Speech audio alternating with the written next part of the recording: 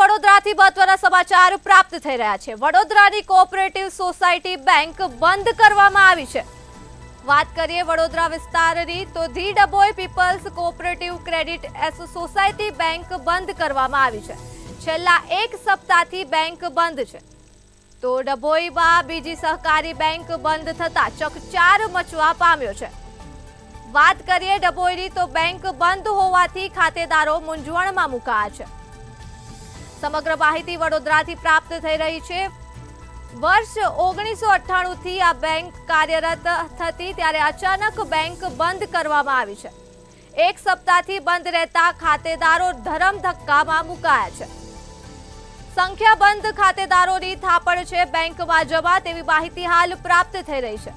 બેંકના ચેરમેન સહિત તમામ કર્મચારીઓ ભૂગર્ભમાં ગયા છે ત્યારે કોઈ પણનો સંપર્ક ના થતા ખાતેદારોમાં રોષ જોવા મળી રહ્યો છે।